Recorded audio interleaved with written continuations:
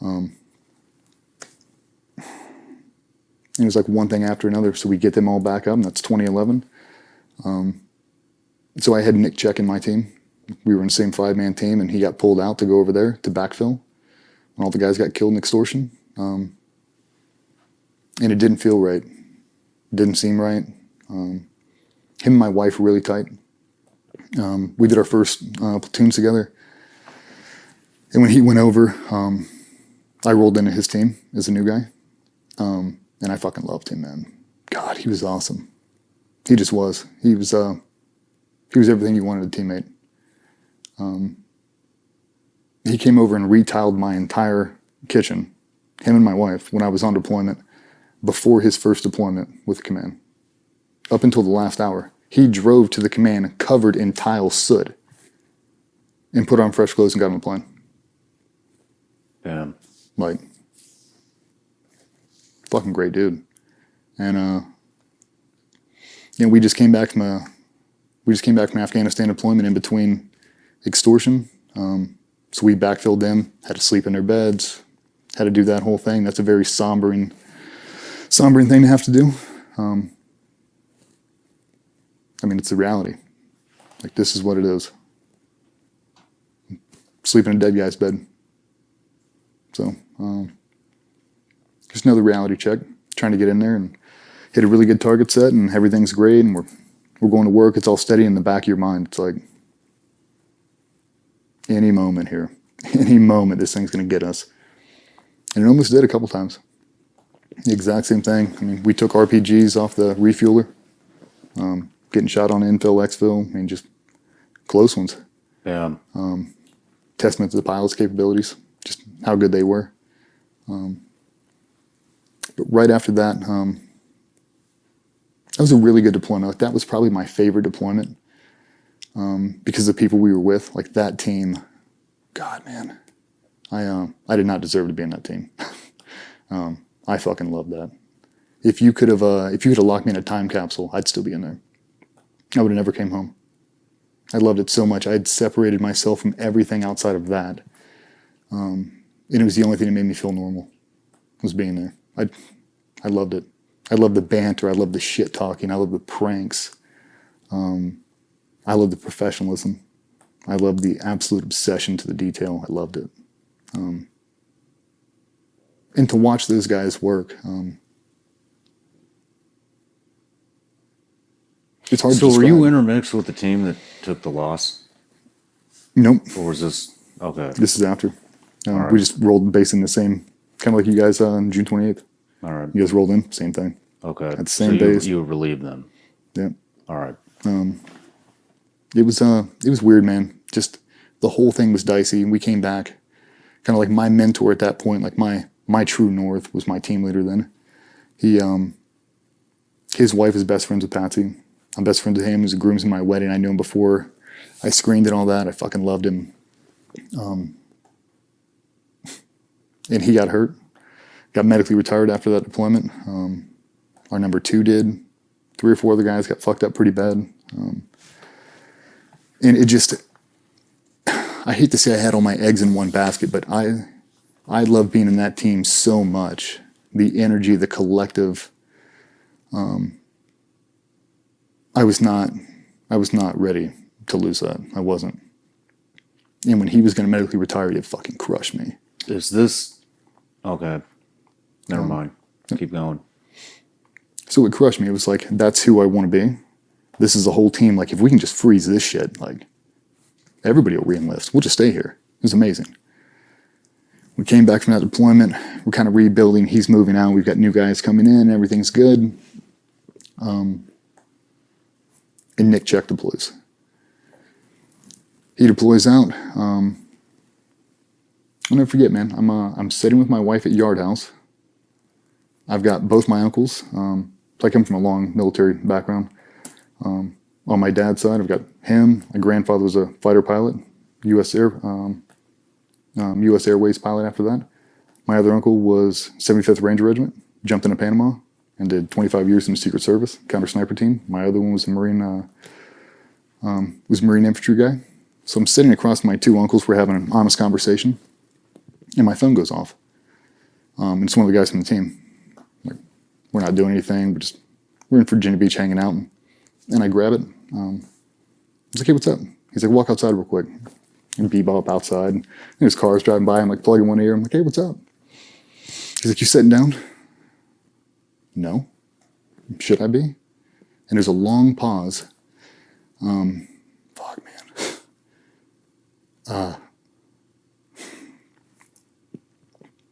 So there's a long pause. And he said, Nick got shot. And I waited. And I said, okay, where is he? And when do we need to go pick him up? There's an even longer pause. And I can feel it building up inside me. It feels like it's resting on my fucking sternum. It's about to come out of my fucking mouth, and I don't know what it is, but it's something. And in the shakiest fucking voice he could muster, he said, he's gone. And I let out a whimper. I let out something. I started fucking bawling. I'll be in work in 15 minutes. I hung up the phone. I dried my eyes real quick. I'm like, I'm going to walk in there. I'm going to sit down at this fucking booth. I'm going to eat my Kung Pao chicken. I'm going to drink this Moscow Mule. And I'm going to get through dinner, and then I'm going to drive to work, and I'll tell Patsy tomorrow. Like, I mean, she loved Nick. She fucking loved him. And I sat down, and I stared right in between my uncles. I picked a spot on the wall, and I stared there.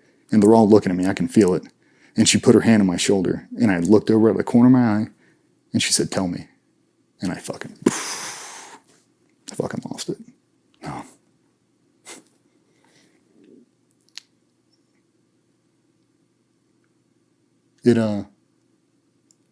Fuck, man. Do you want to talk about what he was doing? He was doing a hostage rescue for Dr. Dilip Joseph in Afghanistan. Bad scenario. Obviously, Ed Byers got the Medal of Honor. There were a bunch of Navy crosses that came out of that op. But long story short, they patrolled up Nick's walking point, and one of the sentries came out, and they had a brief engagement. And he ran up to make a dynamic entry super fast, like the gig's up, we have to go. So he closed the distance, and they had a bunch of blankets in the doorway. He's clearing the blankets, trying to get inside, and as he makes entry, he takes a round. Kind of over. The rest is history. Guys came in, killed all the bad guys, saved all the good guys. I talked to the guys that worked on him. The only positive out of the whole fucking thing is they got the hostage. That's why you sign. That's why you go there, is to do that mission only. And to know that you gave your last breath trying to save another human. That's exactly who he is. So it's an honor to know him. But fuck, man, I did not want him to go.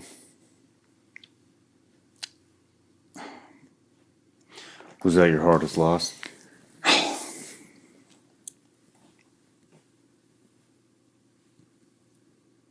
Probably. I didn't even process it. I didn't. I stonewalled that shit. I fucking threw up a wall so fucking thick. I did.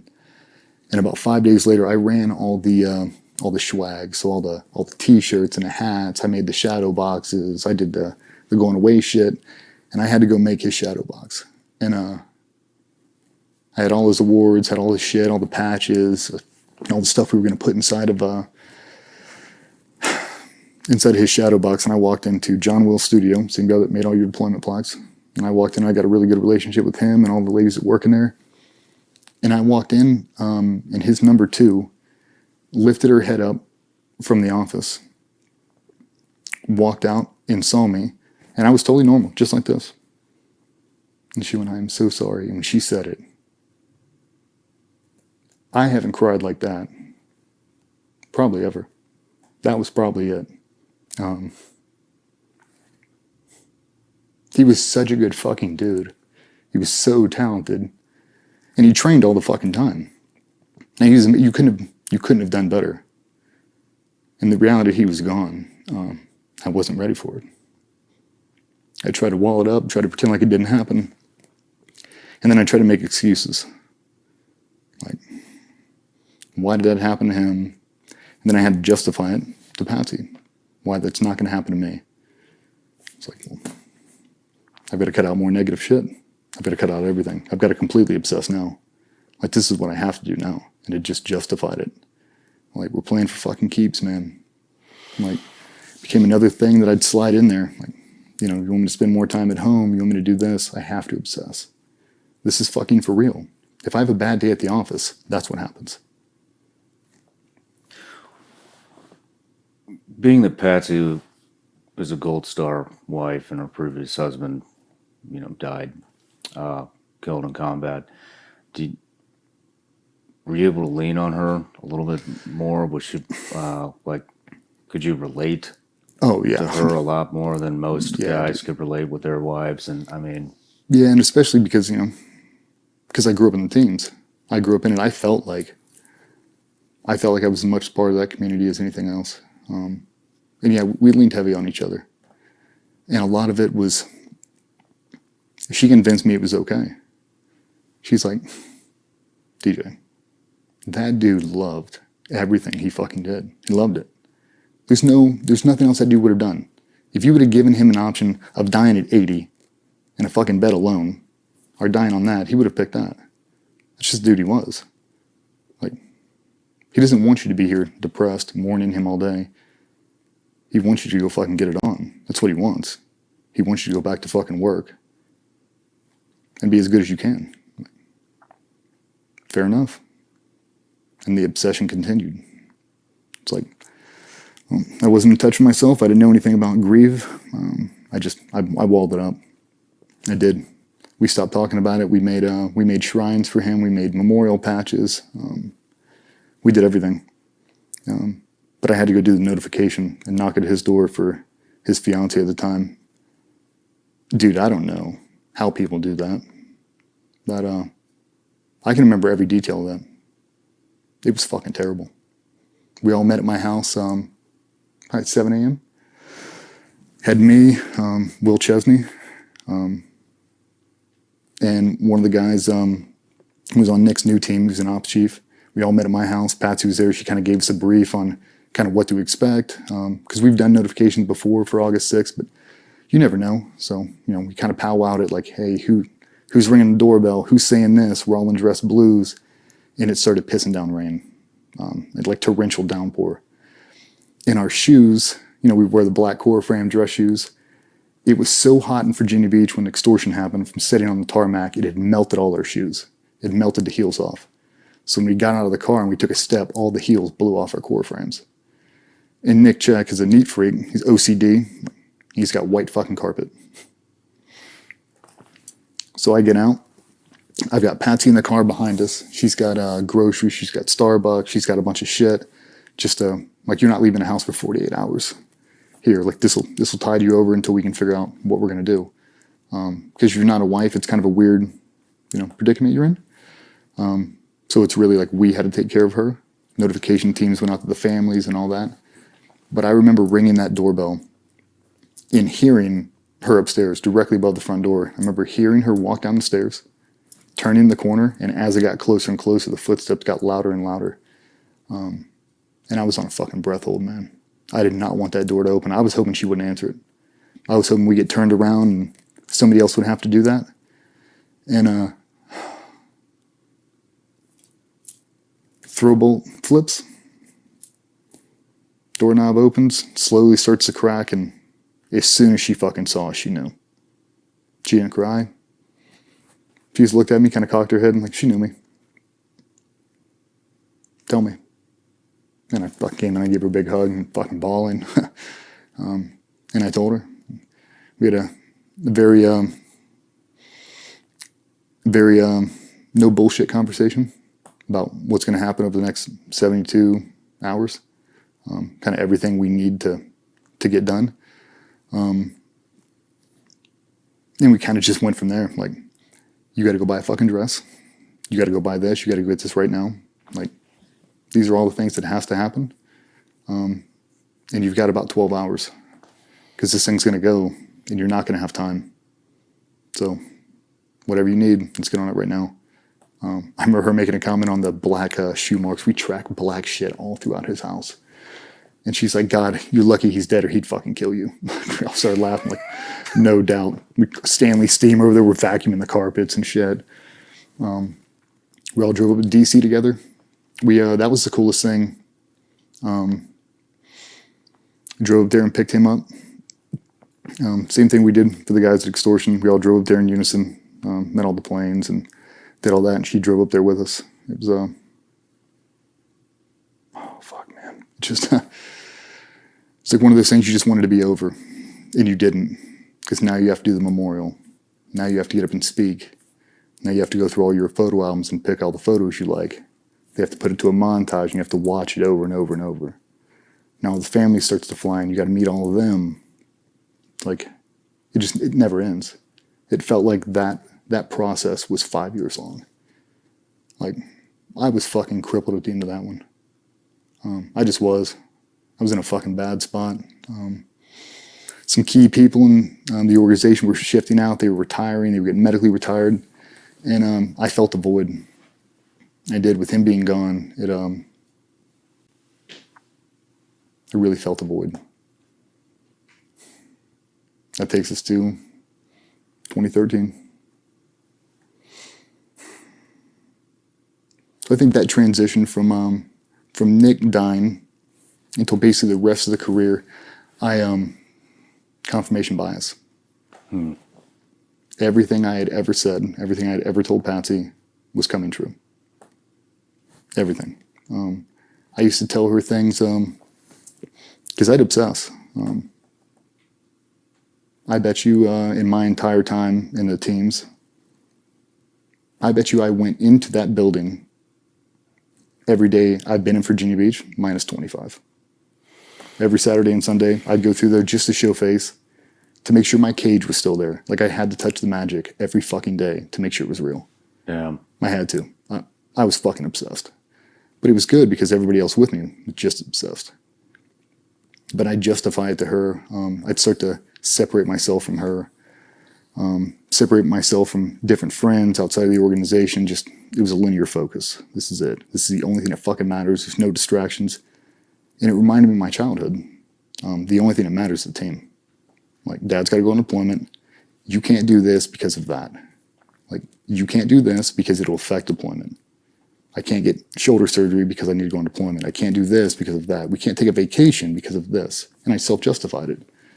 I was like, no one's going to die if I'm a 65% husband.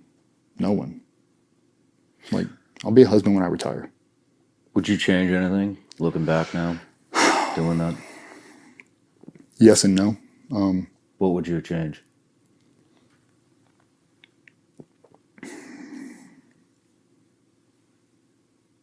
I would have retired sooner. They tried to retire me in 2014. I wish I would have let them. I was in such a fucking bad spot, man. I just, I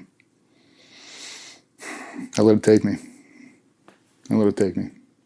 I don't regret it. Some days I do.